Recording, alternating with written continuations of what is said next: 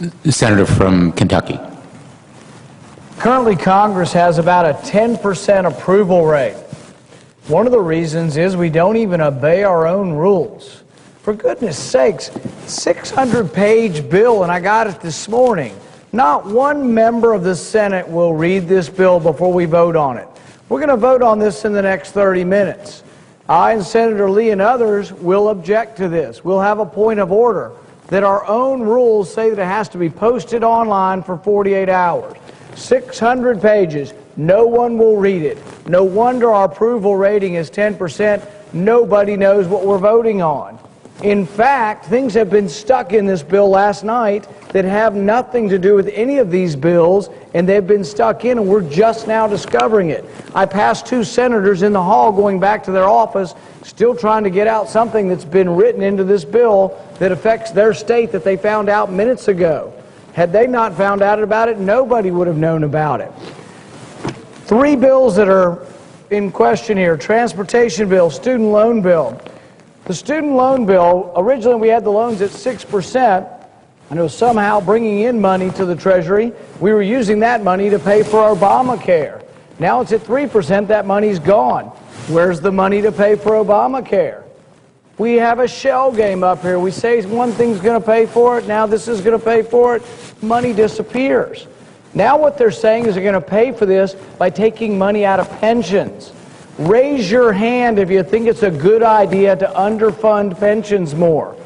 Over half of the pensions in this country are technically insolvent because they don't have enough money to pay for them. Is it a good idea to have less money go into workers' pension to pay for a student loan program? I have a bill in Congress that says we should read the bills before we pass them.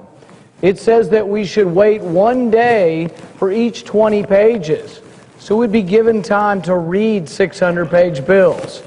But at the very least, we ought to adhere to our own rules.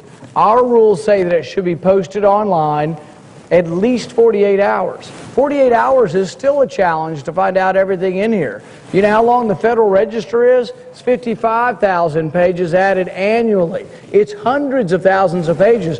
So when you read this, you have to refer to the Federal Register that's hundreds of thousands of pages to find out what they've stuck in this bill in the dead of night.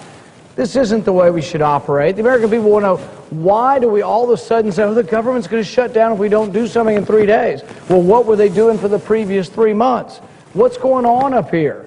The other side hasn't produced a budget in 3 years. That's against the rules. The rules of the Senate say you must produce a budget, and they didn't do it for 3 years.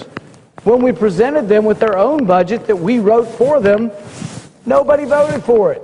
Zero on the other side of the aisle voted for their own president's budget. How are we going to get to compromise if they're not showing up for work? How are we going to get anything done if they don't obey their own rules? I'm discouraged by this. I will raise a point of order in the next hour that says we have broken the rules of the Senate, and I will ask them to vote on it. I fully expect the parliamentarian will rule in our favor. We'll see.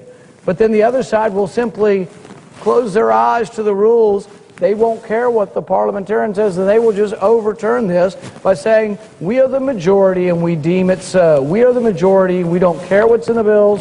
We don't care to take the time to read the bills. We are in the majority and we deem it so. I think this is why the American people are unhappy with what's going on in this body.